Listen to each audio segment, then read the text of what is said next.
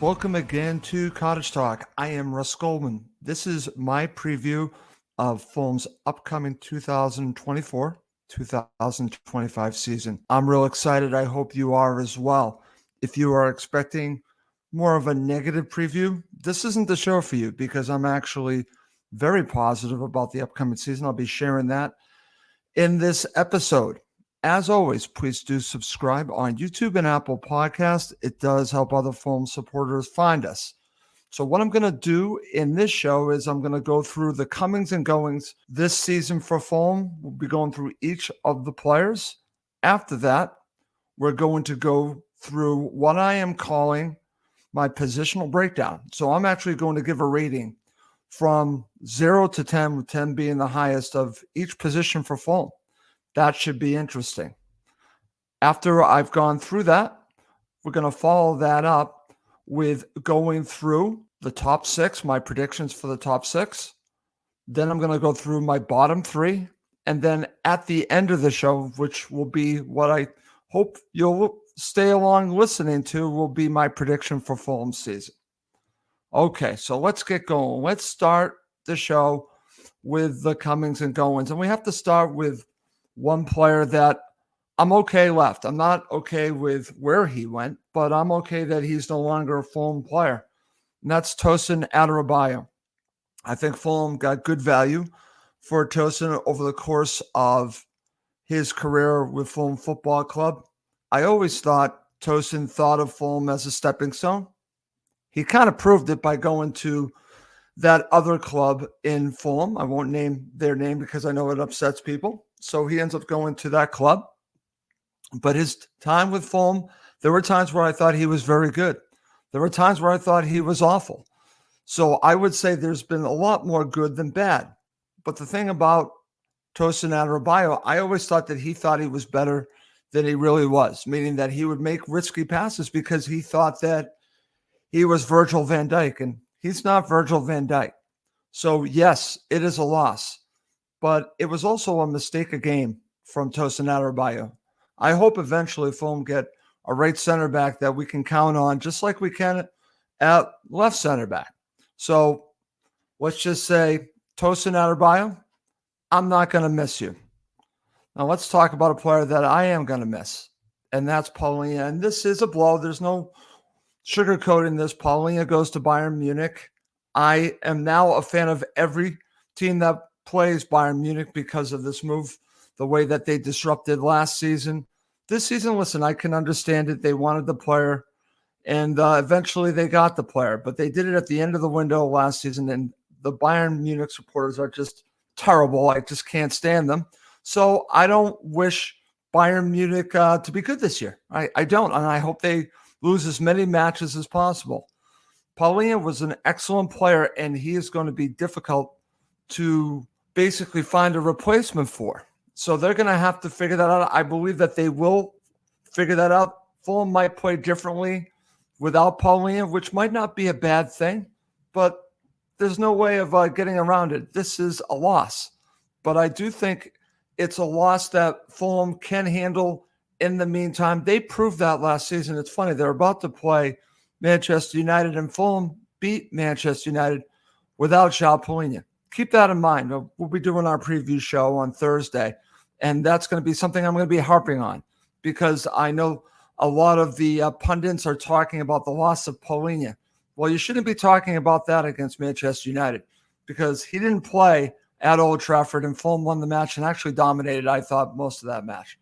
So that, to me, is a loss. There's no way that I can sugarcoat that. It's a loss. But let's move on because I think that it's a loss that Fulham can eventually overcome. Just at this moment, it's a little scary. I'm not going to lie on that. Okay, so let's talk about a player that I actually really enjoyed at Fulham. Bobby Decordova-Reid, he leaves, and I wish him the best of luck at his new club, and I think he'll do well. But Bobby Decordova-Reid was not going to be a starter for Fulham, and I think he's the type of player that eventually you need to move on from. They also moved on from Tim Ream.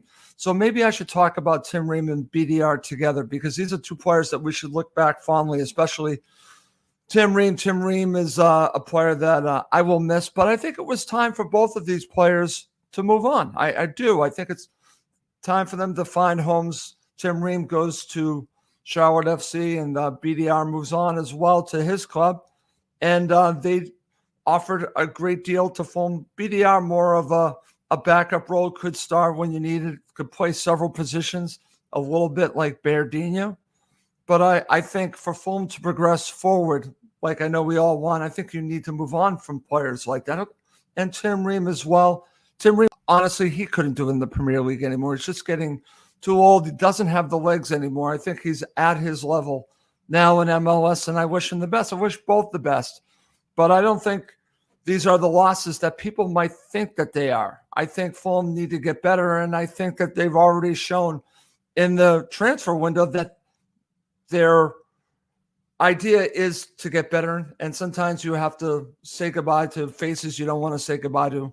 And I think BDR and Tim Ream are those players. Okay, so we talked about players that have left, and there have been others as well, but I just want to focus on these players. Let's talk about players that have joined.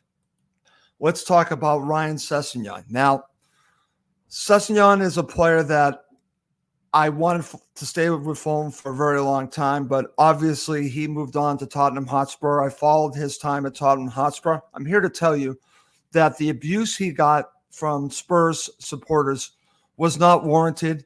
They expected him to be a player that he never was. He is more of a player that uses his mind and his footballing brain to find the right place at the right time to make an impact. He's not going to blaze you with speed. That's just not his game. He's not really going to get to the byline, but I've noticed he's done that a little bit more with Spurs. So overall, he was a disappointment at Spurs because they had such high expectations. There is a very good player still there. And Ryan Sessegnon, I think at first could be a backup to Jedi at left back, but I think he could also play in the wing on the left. You could use him. You could actually use him a little bit like BDR. You could move him around. I think Ryan Sessegnon is a player that is going to help Fulham this season. I'm not sure at this point in which role, but I think Fulham are going to benefit from having him around, and Ryan will benefit from being back at Fulham. I think this is a great marriage. Welcome back, Ryan Sessegnon. I'm glad that you're back at Fulham Football Club. Okay, so let's now talk about the player that I think has changed Fulham for the foreseeable future, and that's Emile Smith-Rowe. Anyone that has watched Fulham this season in the preseason would have already seen his impact. His ability to get into the box and be deadly in the box is going to be so vital this season. You could already see the partnerships building up between Alex Iwobi, Anthony Robinson. The partnerships are already built in. He gets in the box, and he'll be able to do that on a regular basis. I actually hope that he ends up being at the number 10 role. Could he be over on the left wing? Yes, they can mix and match Emile Smith-Rowe. But I think Emile Smith-Rowe, what he has done, him joining Fulham, has taken Fulham from a team that is mid-table mediocre to a team that can fight for Europe. That's how significant this move, I believe, is. And I think we're going to see better players come in because Fulham got Emile Smith-Rowe. I think other players are going to want to join Fulham because they're going to see an opportunity to play with a player like Emile Smith-Rowe and help their career. I actually think he's going to help recruit others to Fulham Football Club. I'm really excited about this. I know about the loss of Paulinho, and that's significant. But I think this move of bringing in Emile Smith-Rowe counteracts that a great deal. Fulham are going to play differently. Fulham are going to score more goals. And Emile Smith-Rowe is going to be a huge part of Fulham Football Club this season and hopefully for years to come. I truly believe Marco is building his team around Emile Smith-Rowe. So now let's talk about Jorge Cuenca. Now, Jorge Cuenca is a player that, again, the move came out of nowhere from Villarreal. He's a left center back. What I've seen from him is he has slotted in very well, and I think will be a backup to Calvin Bassey. And I don't see him playing right center back. I know others have suggested it, Maybe he will at some point. I don't know. But again, this is a great move by Fulham Football Club to give themselves depth and see what Cuenca can offer them. So I'm all for this move. I don't think that there's anything bad to say about Jorge Cuenca joining Fulham. Now, obviously, before I go into my positional breakdown, because in that you'll be hearing about the positions that Fulham still need to add to, I think Fulham are going to add at least 2 to 3 players. I'm hoping more to the 3-player number because I can see the potential of Fulham really being a great side this season. I think they are miles, and I mean miles ahead where they were 2 seasons ago, especially last season. If you watch the preseason friendlies, I think they show that to you because the players are coming together. You've got players that are now have another year under the belt with Marco Silva, including a player like Alex Iwobi, who's looked great in the preseason. I don't think that's an accident, okay? So for me, I think Fulham are going to add 2 to 3 players, hopefully 3 players before the window closes, which I think will bring them to the team that I think they're going to be this season, and I'll give my prediction at the end of the show. Okay, let's move on.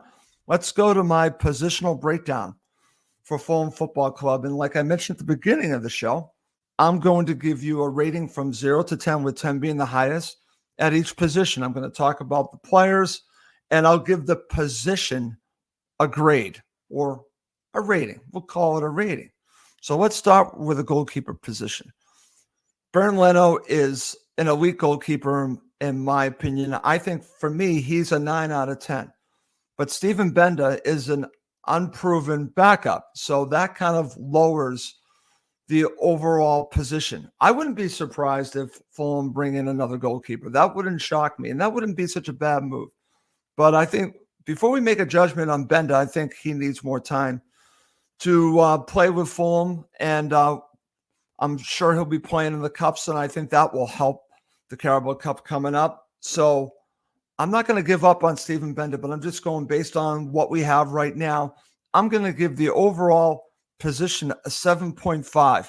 It would be higher if I knew more about the ability of Steven Benda, because I think Bernd Leno is at an elite level. But if anything happens to him, there will be questions at the goalkeeper position. So let's now go to right center back. And this one is a little bit worrying. Issa Diop, similar to Tosin Adarabioyo, you could count on a mistake a game, the Philippe Senderos syndrome, I call it. But I think right now, Diop can do a job. Diop is solid, not spectacular, but I expect Fulham to bring in a right center back, and there's a bunch of speculation with different right center backs. So I think that is going to happen. I don't think as we get into the season, Diop will be your starting right center back. Now, right now, Luke de Figueroa, as I record this, is still with the club. He hasn't gone out on loan. I think eventually he will go out on loan. So he gives me hope for the future. I actually wanted Luke to be part of the team this season. I think if they bring in a right center back, he will go out on loan, which is too bad, to be honest with you.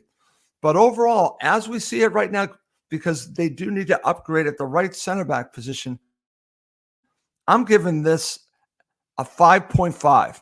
And that's a concern because it should be at least a 7.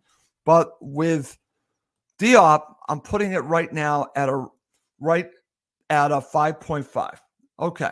So now let's go to the left center back position. Calvin Bassey, I think, is rock solid. I would personally give him an 8. Jorge Cuenca has shown enough for me in a very short period of time that he is a capable backup. His history with Villarreal and the other clubs backs that. So for me, left center back, I'm going to give it a 7.5, but I'm personally going to give it an 8 with Calvin Bassey. And I just don't know enough with Jorge Cuenca to have it be a solid 8. We haven't seen enough of him, even though, like I said, I have his history. So now let's move to right back. This one is very good. You have 2 capable starters with Kenny Tete. And then, of course, you have Timothy Castagna. For me, I would like Castagna to be the starter, but I have a feeling it might be Kenny Tete to begin the season. That's what I think it's leaning towards. Either one, I think, are great options. I would put Tete at a 7, and I would put Castagna at 8. So I'm going to give the position a 7.5 overall. So now let's go to left back. And here's one that I'm happy to say. I've been very hard on Jedi, Anthony Robinson, but he has matured. He's gotten better with his crossing. It's not still where I think he wants it to be, but it's gotten better. His pace is excellent. His defending still, I have some questions on, but he has the pace to get back if he needs to. I'm going to put it right now for him. I think he's an 8 right now. I think as a left back, he's an 8. It might even be a little bit higher. And Ryan Sessegnon is a capable backup at this point, but I think Ryan Sessegnon will also play left wing. I do believe that. But overall, for the position, I think it's extremely solid and strong. Overall, I'm going to give the left back position an 8. Defensive midfielder, this is going to be an issue for Fulham Football Club, whether it's Harrison Reed, Sasa Lukic. It's going to be a problem until they find a replacement for João Paulinho. Now, I believe Sasa Lukic can do the job. I do, but he's not a natural number 6. Harrison Reed can play the position, but I just think he's too small for the Premier League. I do. I think that he can function if it's a 2. If it's 2 players together, I think he can function and basically do what he has to do. But if he's asked to sit in the number 6 position, I think that could be a problem for Fulham Football Club. So that's why I have a strong feeling that they are going to get another defensive midfielder. So right now, this is a weakness for Fulham Football Club. I'm going to put it at a 5.5. I think this is a significant weakness. I think they can cover it up for a while, but I'm looking at it for the overall season. You need to upgrade at defensive midfielder, or you're not going to be where I expect them to be at the end of the season. So this is a weakness. Defensive midfielder and right center back are where I'm looking at. If they upgrade there, Fulham are going to be on the way to a very good season, I truly believe. So now let's look at the number 8 position. This is interesting. We could talk about Tom Kearney.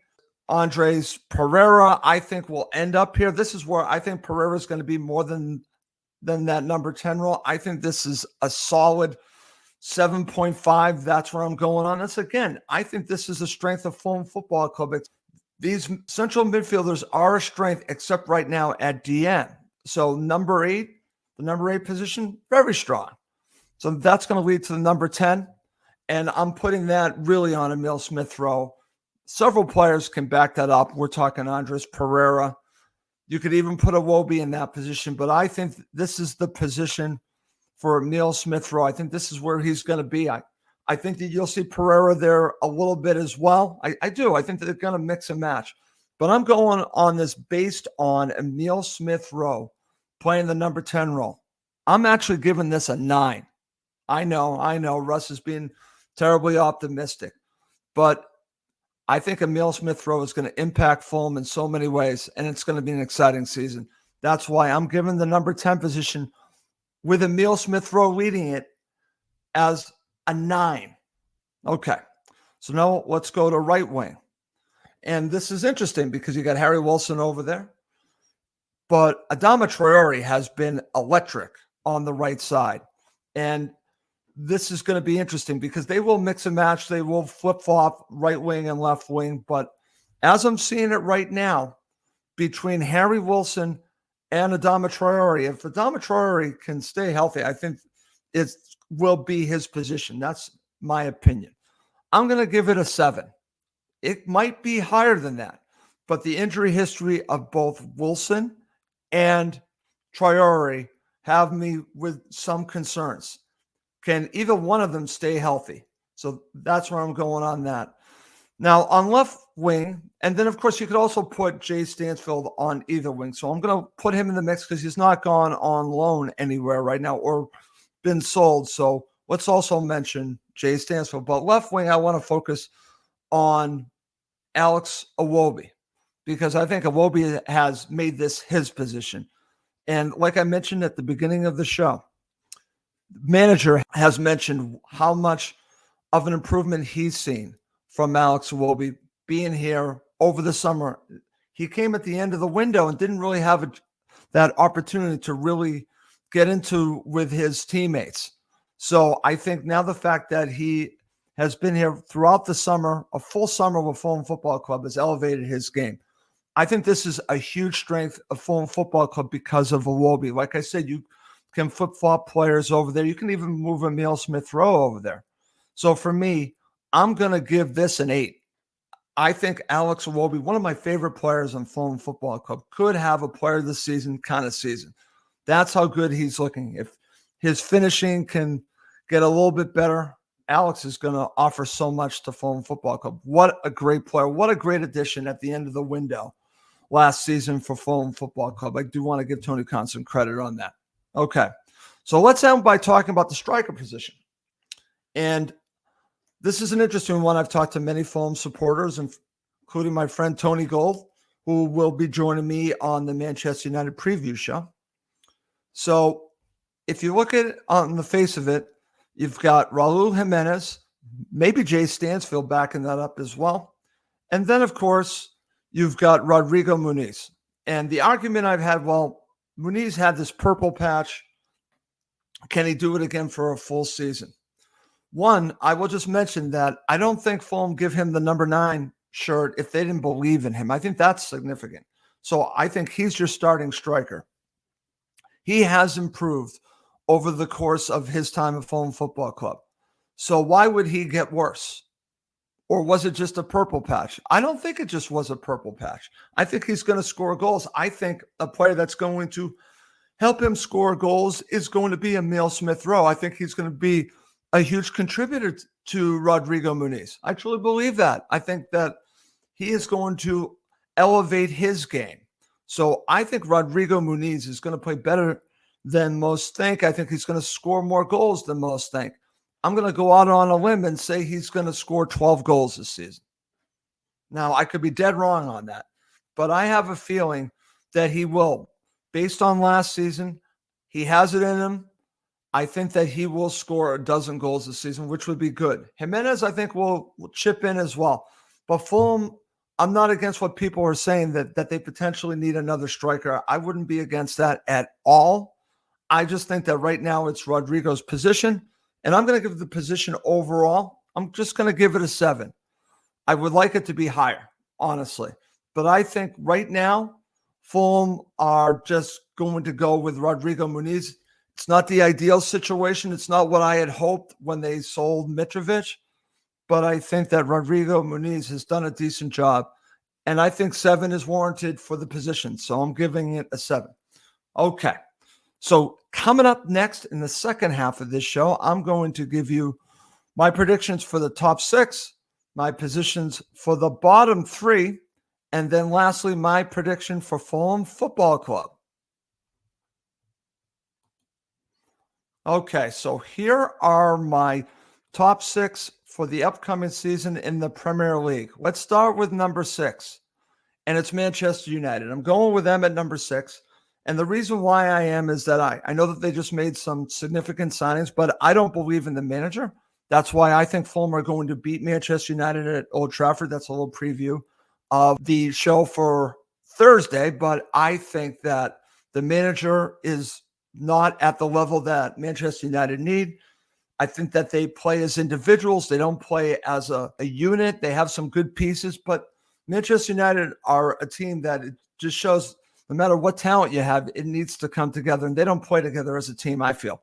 So for me, I think they're good enough to get 6, so I'm putting them at 6.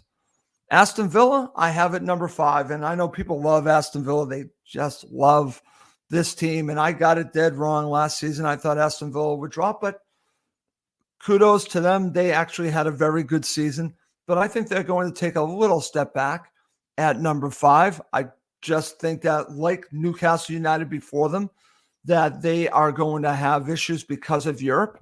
So I will say that they'll stay in the top 6, but I'm putting them at number 5. Number 4, I'm going to put at Tottenham. I think that they have a chance to be very good. They could break into the top 3. I do like their manager, and I do like their squad. I hate the team. I don't like the fans at all. So it pains me to put them at number 4, but I'm going to put Tottenham Hotspur at number 4. Number 3, Liverpool. I'm definitely going with Liverpool at number 3. I think that they're just not far enough ahead talent-wise to match up with Manchester City and Arsenal. And they have a new manager. I think you'd be asking a lot for them to win the league or even come in second. So I'm putting Liverpool at number 3. Number 2, I'm putting Manchester City. I just don't think that they can continue to win the league. And they've proved me wrong last season, but I'm going to go with Arsenal again as the team to win the league. I just like this team. I think that they're built to win the league, and I think this is going to be their year. But I said that last year, and it wasn't.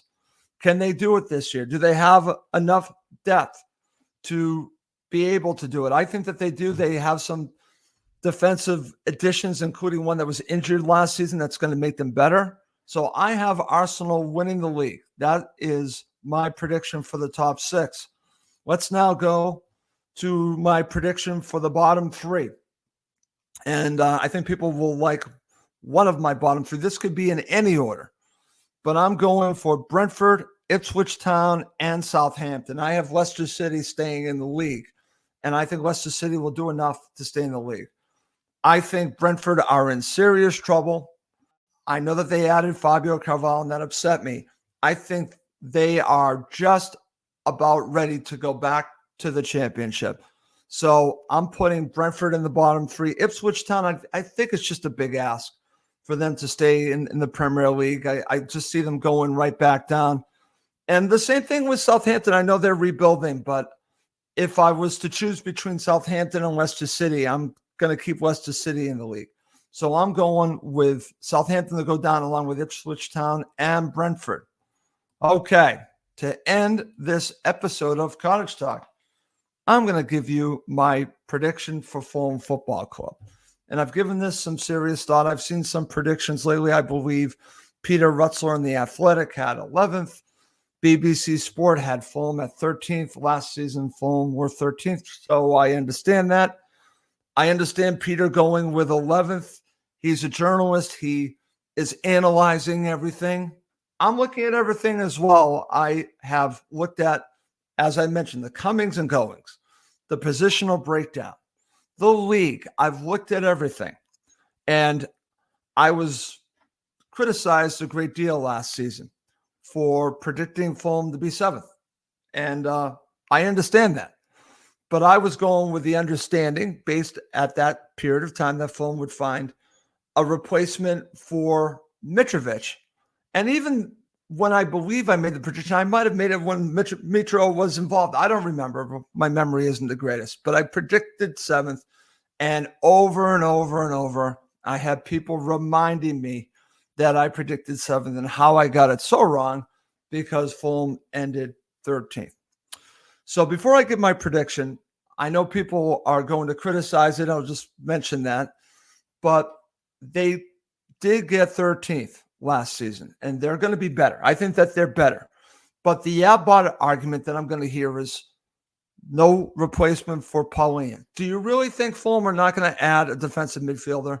They would be stupid not to add a defensive midfielder. Do you think they're not going to add another right center back? They would be stupid not to do that before the window closes. I believe those 2 players at those positions will come in, and they will add to the mix to a team that I think is better than the last 2 Fulham teams. Right now, I think they're better. Yes, they have lost Paulinho, but Fulham proved that they could win without Paulinho. They just need that defensive midfielder in sooner than later. So I'm going to give you my prediction, and it is going to be 7th. Yes, I'm predicting the same. I think Fulham have a shot at Europe. I definitely think that they do. And I like the look of this team. It has come together. And a big reason why I am predicting 7th are a couple factors. Number 1 is the manager. Okay? As long as Marco Silva is the manager, Fulham will always, in my opinion, have a chance to get into the top 10. He is that good of a manager. I truly believe that. So he is pivotal to everything that Fulham do. Marco Silva is. And so for me, as long as he's the manager, that is going to be a huge help and why I will always predict better than most will predict. So I am going with 7th. But the big reason why I am going with 7th involves the players. And it involves the players improving under Marco. You've now added Emil Smith-Rowe, which I'm calling the Joker, meaning that he's just going to change you to really affect how you play offensively going forward. So you have him. You've added him to the mix. Alex Iwobi, I believe, is going to be better this season. Timothy Castagna, another season under Marco, better. Jedi has improved. He's only going to get better. I mean, you go down the list of players. One of the reasons why I feel so strongly about this is that it's another season under Marco, and they're only going to get better together. And you could see it on the pitch. You could see it against Benfica. Look at the difference between playing Benfica in the preseason 2 years ago to now. It's a completely different team because they have come together. They have gelled together in Marco's system. They are now as one. And I just think that this team is going to outperform the predictions of others. And if anyone's predicting relegation, I don't know what you're smoking. I'll just say that right now, because I think this team is going to be fighting for Europe. I truly believe that. You can disagree with me. I was dead wrong last season, and I could be dead wrong again, but I don't think I am this time. I think Fulham are going to get 7th.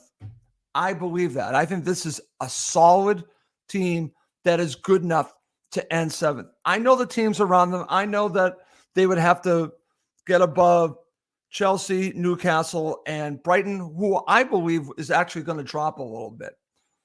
And West Ham, the familiar faces. I think Fulham are going to be right there with all of them, and I think they're going to end 7th. That is my prediction, and that's how I'm going to end this episode of Cottage Talk. As always, please do subscribe on YouTube and Apple Podcasts. It does help other Fulham supporters find us. I also want to mention we will have a preview show of the upcoming match against Manchester United, and we will have a post-match show on Sunday, so a couple of days after the match had ended, and we might have a full-time show mattering on the timing of the match against Manchester United. I'm not going to say yes on that. There's a possibility. Anyways, I hope you enjoyed the show. My name is Russ Goldman. Thank you as always for watching and listening to Cottage Talk, part of the talkSPORT Fan Network.